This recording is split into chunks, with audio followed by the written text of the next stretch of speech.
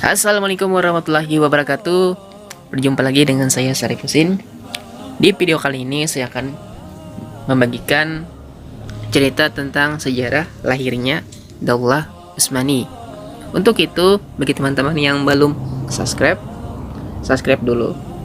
Kalau sudah, mari kita lanjutkan ceritanya. Daulah Utsmani berasal dari salah satu suku di Turki Barat, yaitu suku Kayi.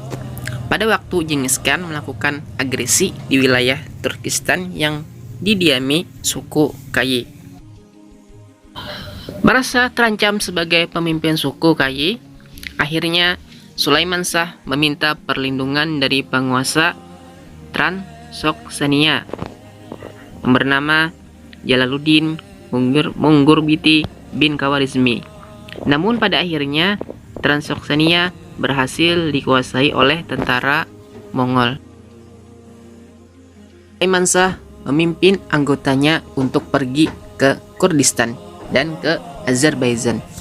Namun dalam usahanya memasuki wilayah Syam terhalang oleh bentangan sungai yang luas. Pada akhirnya saat menyeberangi sungai Efrat, datang banjir hingga terbawa arus dan akhirnya meninggal dunia.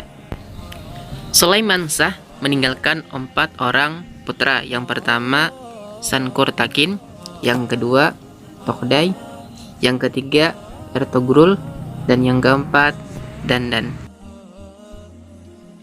Ketika meninggalnya Sulaiman Shah, kelompok besar keluarganya terbagi menjadi 2. Satu kelompok menginginkan kembali ke daerah asal dan satu kelompok lainnya melanjutkan ekspedisi ke wilayah Asia Kecil bersama Ertugrul dan Dandan.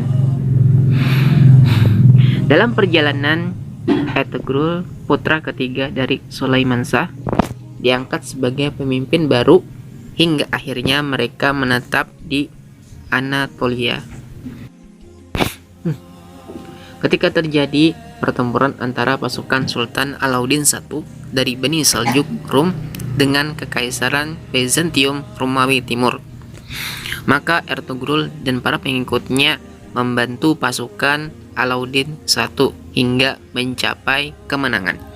Atas bantuannya ini, Alauddin I sangat berterima kasih dan memberi hadiah pada Ertugrul dan kelompoknya berupa daerah di pegunungan Armenia dan lembah Saguta di sepanjang sungai Sakarya.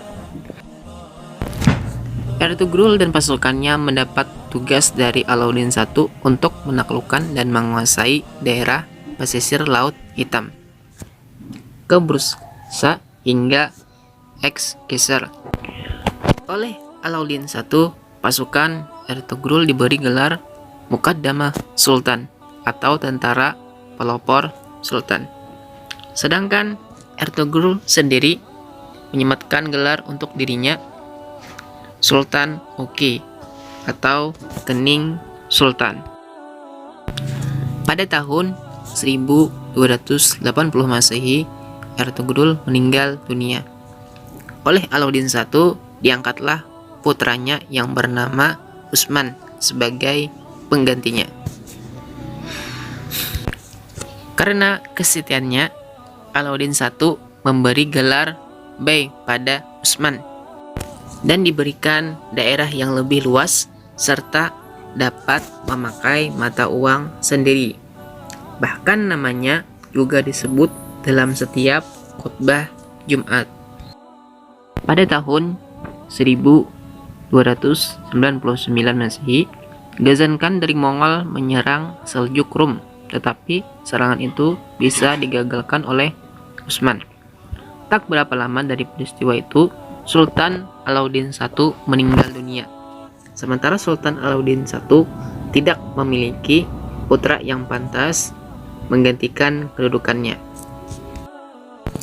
Peristiwa ini dimanfaatkan oleh Utsman untuk menyatakan diri sebagai Padishah al-Utsmaniyah atau Raja Keluarga Utsman, yang juga mendapat dukungan penuh dari rakyat. Dengan demikian, berdirilah Kerajaan Utsmani dan ibu kota Kerajaan Utsmani pertama di Qura Hishar atau Iskishiyar. Dalam perjalanan panjang yang berliku, Daulah Utsmani menjadi kerajaan Islam yang sangat dinamis dari mulai berdiri sampai akhir keruntuhannya. Jasa besar Daulah Utsmani bagi perkembangan Islam di dunia timur masih bisa dirasakan sampai sekarang. Sebagian ulama awal di Indonesia merupakan tokoh ulama yang berasal dari Daulah Utsmani yang diutus langsung oleh para sultan untuk menyebarkan Islam di Indonesia.